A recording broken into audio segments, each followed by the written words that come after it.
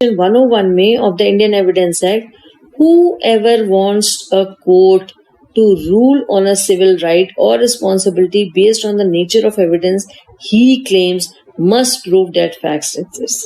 इसका मतलब है कि जिसको ये प्रूव करना है कि ये फैक्ट्स एग्जिस्ट हुए हैं, तो उसके ऊपर वो बर्डन ऑफ प्रूफ होता है. इसका मतलब क्या होगा? सिंपल मीनिंग में अगर हम देखें तो burden of evidence is on the party to prove the argument by establishing the facts in question और applicable facts in the case to the necessary degree of certainty. कि देखो, मैंने ये आपको प्रूफ्स दिए हैं, ये मेरे फैक्ट्स हैं. अब कोर्ट को जजमेंट लेने में उसको कैसे उसको फायदा हो. एक रॉबरी केस में डिफेंस जो है वो क्लेम करता है डेट ऑल, उसने अपने सारा बता दिया, necessary requirements for a theft have been met, की ये सारी नेसेसरी रिक्वायरमेंट्स उसने बता दी. सेक्शन 101 में अगर हम देखें तो it says that whoever desires the court, जैसे मैंने आपको बताया कि whoever desires the court to take the decision on his behalf, वो उसका लीगल राइट है कि वो कैसे फेवरेबल अपनी सिचुएशन को बताएगा. On the facts he provides, he must prove that those facts exist. उसे प्रोवाइड किए हैं फैक्ट्स, अब उसके ऊपर है बर्डन ऑफ प्रूफ कि वो फैक्ट्स को बताए कि ये देखो, ये मैंने आपको बताया है, दिखाया है आपको कि ये मेरे प्रूफ्स हैं जो मैंने अपने फैक्ट्स को प्रूव करने के लिए मैंने आपके सामने दिखाए हैं. अब जैसे कि बी ने एक बुक किया एक बंदे को कि ए को that B is booked for a theft for stealing A's gold chain, कि A ने gold chain चोरी करी है. B denies this accusation, ठीक है, and claims that he was attending a friend's marriage. अब उसने ये बोला, नहीं जी, मैंने कुछ नहीं किया और मैं तो अपने फ्रेंड की मैरिज को अटेंड करता था. But for proving this in court, अब क्या होगा? ये प्रूफ करना होगा कोर्ट में. किसको प्रूफ करना होगा? B को. क्यों? क्योंकि A ने उस पे बोला है कि भाई इसने मेरी गोल्ड की चेन जो है वो चोरी करी है. तो अब बर्डन ऑफ प्रूफ किस पे चला गया? बर्डन ऑफ प्रूफ जो है वो बी पे है. If B won't provide sufficient evidence in the court, B will be convicted to the theft. B के ऊपर बर्डन ऑफ प्रूफ है कि वो अपना प्रूफ करे कि भाई देखो, मैं फ्रेंड्स की वेडिंग पे था, मैंने कोई चोरी नहीं करी है एक ही. तो वो अब बर्डन ऑफ प्रूफ जो था वो सेक्शन 101 में ये बताया गया है कि जो डिजायर करता है कोर्ट को ये देने के लिए कि भाई मेरी फेवर में जजमेंट हो, तो वो उसकी रिस्पॉन्सिबिलिटी हो जाती है कि वो कैसे इसको प्रूफ करे. इसी में एक Jarnail Singh versus state of Punjab का केस है. It was held that in all criminal cases the prosecution has the responsibility to prove the crime, जैसे मैंने आपको बताया, but beyond the reasonable doubts. It can't depend upon the evidences brought by the. अब ये नहीं है कि ये तो क्रिमिनल केस है, तो क्रिमिनल केस में ये नहीं कि उसने फैक्ट दिखाए और उसने प्रूफ कर दिया. नो, पूरा का पूरा इसमें छानबीन होगा और फिर उसके बाद एविडेंसेस को लाएंगे. और फिर ये नहीं कि प्रोसिक्यूशन ने बोला और नहीं, it can not rely, prosecution can not rely on the evidences brought to the accused. It must have his own evidences. उसको अपने एविडेंसेस पेश करने पड़ेंगे. सेक्शन 102 में this section talks about the person on whom the burden of proof will lay. किसके ऊपर burden of proof जो है वो ले करेगा. अब इसमें है कि एक ए और बी है, they were in contract with each other. Okay, B goes to the court demanding that A had obtained B's consent by fraud. उसने ये बोलता है कि भाई इसने जो मेरी कंसेंट ली है वो फ्रॉड से ली है. तो here B will have the burden to prove the fact that A fraudulently took B's contents. ठीक है, तो अब ये A को B have the burden to prove the fact. Okay. In this case, एक और केस है. In this case, दीना बंधु मॉन्डल वर्सेस लक्ष्मी रानी मॉन्डल का है, जो 2019 का. High Court held that the plaintiff failed to provide any evidence to support their charge and the burden of proof was on the side which will fall in evidence is not provided. So the court also said that the respondent had imposed the allegation of fraud against the applicants. Hence the burden of proof was on them to prove the negative. कि उसको अब जो to prove the negative, तो burden of proof जो है वो इस पे लाई करे। इसलिए 103 जो है वो सेक्शन ये बताता है कि बर्डन ऑफ प्रूफ, बर्डन जो है वो किसके ऊपर होगा, तो उस बंदे के ऊपर होगा जो कि to whom the burden of proof will lie, जिसको अपने आप को गिल्टी नहीं फील करवाना है। The burden will lay on the person who will lose, जो कि हार जाएगा अगर प्रूफ और एविडेंस नहीं दिया जाएगा। Understood? I hope you understood this. Now we'll come to section 103. Section 103 जो है वो बात करता है as to a particular fact. The burden of proof as to any particular fact lies on that person who wishes the court to believe in its existence. एक particular fact के लिए वो ये विश करता है कि भाई कोर्ट इस पे एग्री करे, कि बिलीव करे कि ये एग्जिस्ट करता था, ये proof, unless it is provided by any law that the proof of that fact shall be lie on any particular person. अगर मतलब ये है कि भाई कोर्ट का कुछ ऐसा ऑर्डर है या कोई ऐसा लॉ है जिसमें ये कर सकते हैं कि नहीं भाई ये तो तेरा बात हम नहीं मानेंगे, ये जो कंसर्न है इस लॉ को प्रोवाइड करने में वही इस बात को, तो तब बात अलग है। अदरवाइज एक पर्टिकुलर फैक्ट को छोड़ करके, तो this section mainly talks about the burden of proof in relation to a particular incident or a fact. समझ आया?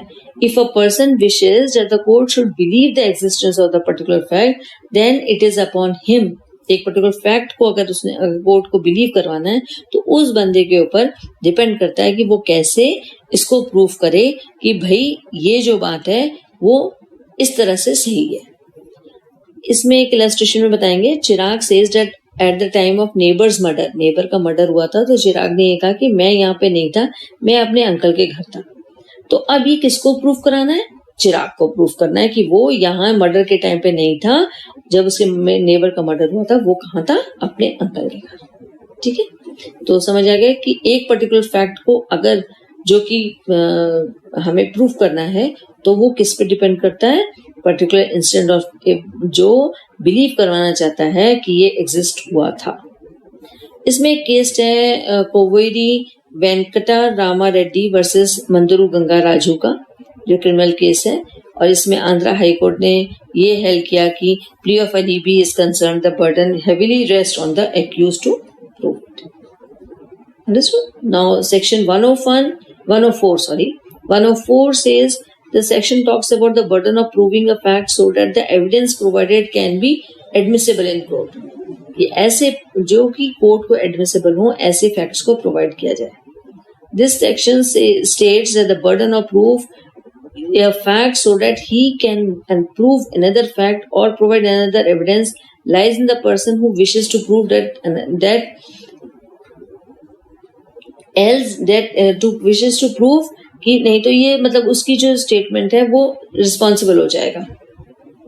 आया समझ में आपको?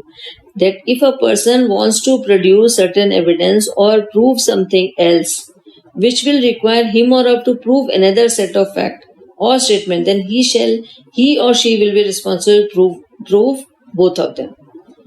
इसका मतलब है, एक सपोज आप एग्जांपल लेते हैं, A states B has made a dying declaration, ठीक है, ए ने ये कहा कि बी ने डाइंग डिक्लेरेशन पर दी है ये, तो in order to prove that B has made a dying declaration, अब किसके ऊपर डिपेंड करता है? ए के ऊपर ही डिपेंड करता है कि वो ये प्रूव करे कि जब उसने ये बी ने स्टेटमेंट दी है तो वो ये उसकी डाइंग डिक्लेरेशन 3।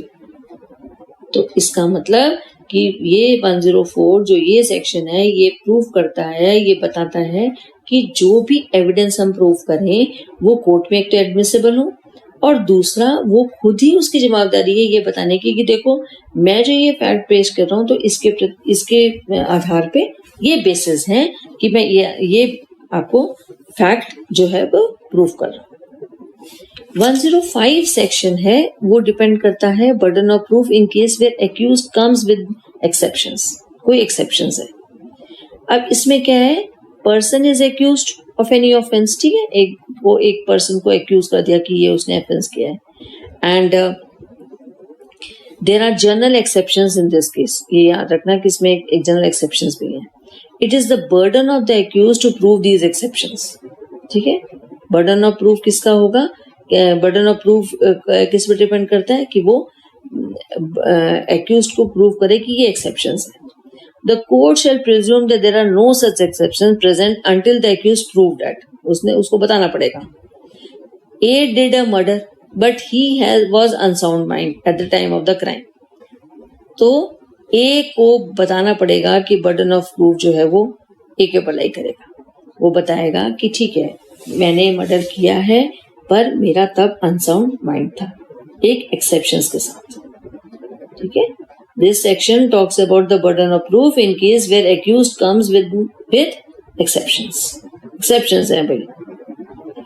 106 जो है वो प्रमोट करता है the idea of a fair trial, where it becomes easy to prove all the possible facts and have no burden of proof something that is impossible and benefit the accused.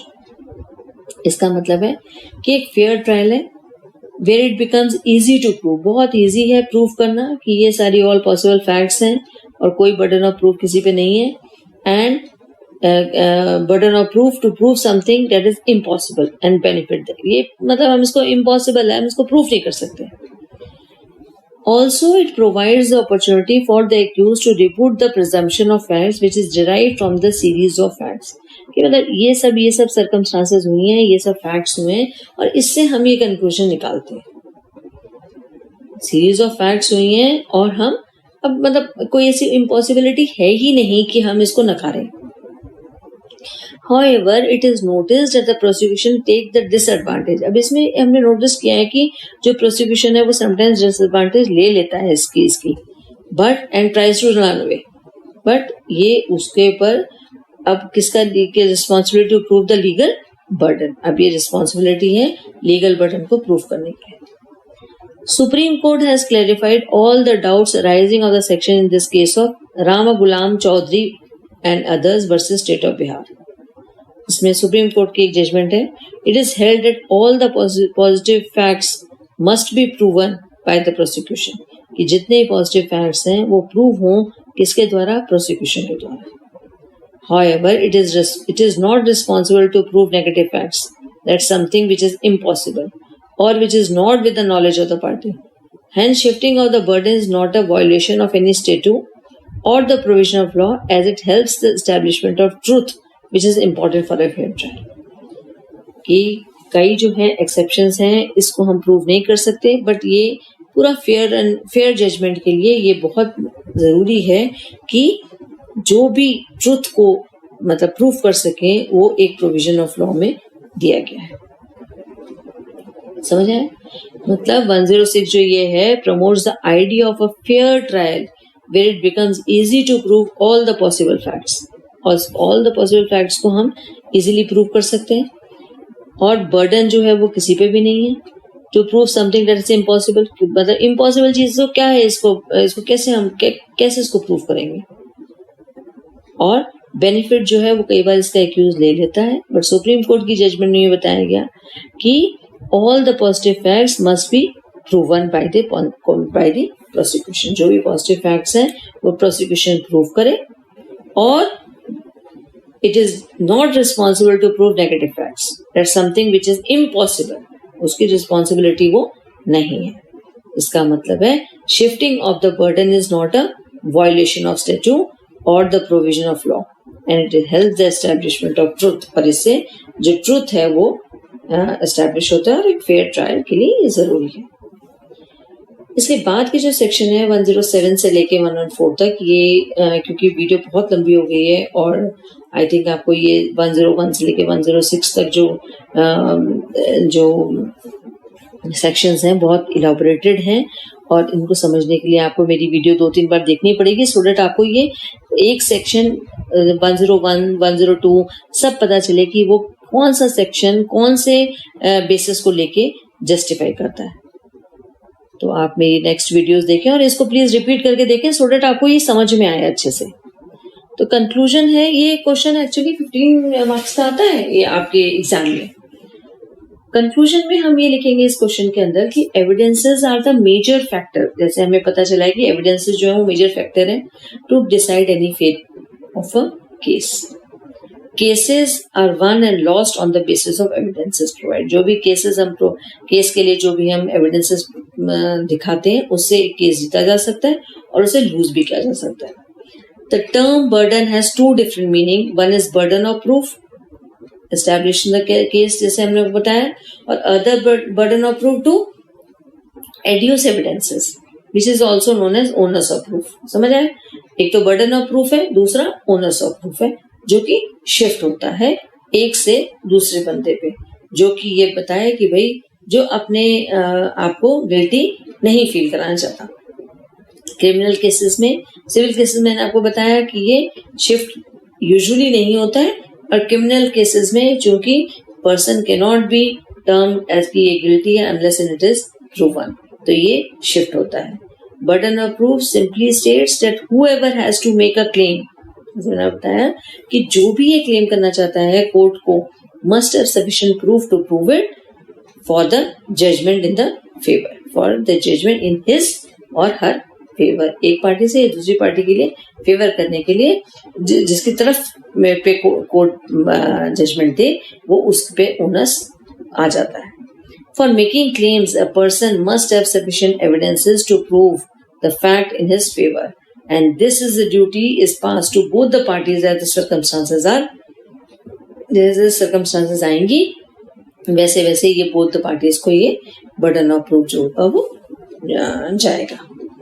क्योंकि judicial system में strengthen करने के लिए बहुत जरूरी है general rules एक हों, और जिससे कि ये प्रूव करा जाए कि जो कोर्ट जजमेंट लेगा वो फेयर हो और इसके लिए ट्रुथ जो है वो एकदम से सामने आए। इससे एविडेंसेस एक बहुत मेजर रोल प्ले करते हैं। Thank you guys, I hope you understood this section, these all sections. Don't forget to to follow my another for 107 to 114. Do share, like, and comment in the box so that it gives me a full inspiration of doing the things. Thank you so much. Bye bye.